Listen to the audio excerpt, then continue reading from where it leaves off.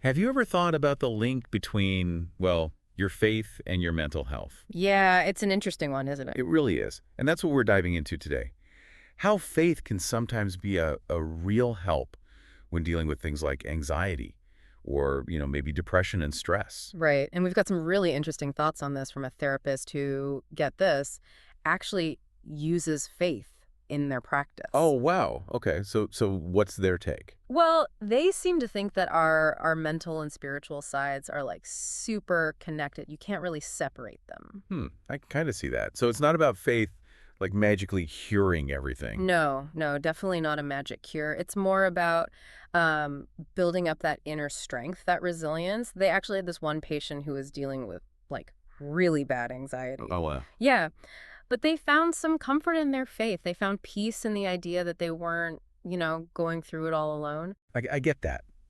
Sometimes just knowing there's something bigger than yourself can be like a huge weight off your shoulders, Yeah. especially when things get really tough. Absolutely. And this therapist really makes it clear, though, that faith isn't a replacement for like professional help if you need it. Yeah, of course. Of course. It's not, one or the other. Right, It's right. more like faith can be this extra tool, Yeah. right? Like extra support. Yeah, exactly. For example, they talk a lot about prayer and meditation and how that can help people be more mindful, more present. Oh, that's so true. Because with anxiety, it's all about like constantly worrying about the future or dwelling on the past. Yeah, yeah. If your faith can help you, like, stay grounded in the now, Right. that could be huge. Absolutely.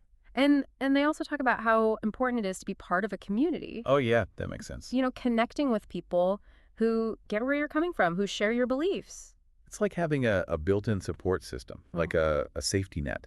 Yeah. So it's really interesting stuff. So then, like, how do you actually take all of this and use it in your life? What does the therapist suggest? Well, first things first, they're very firm on, never hesitating to seek help from a mental health professional, Right. a qualified one, of course. Right, right.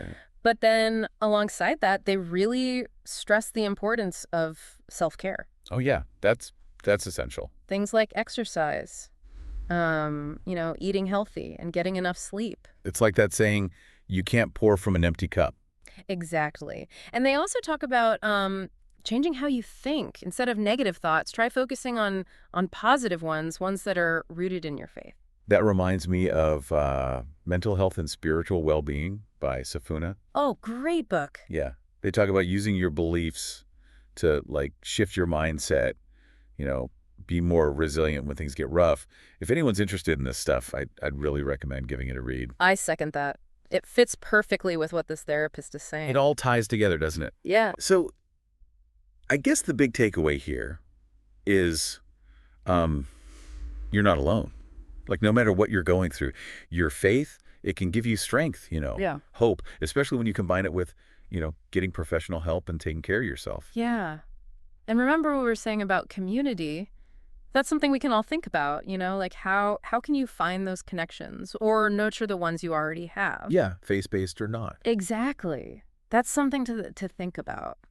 I like that. And I can't recommend Safuna's book enough. If you're really interested in this whole connection between, your mental and spiritual well-being. It's a great deep dive. Yeah, exactly. It really makes you think. Well, taking care of your mental health, it's a journey. It's not always easy, Hmm. but it's a journey worth taking. And remember, there's help out there, There's always hope. always hope. Yeah.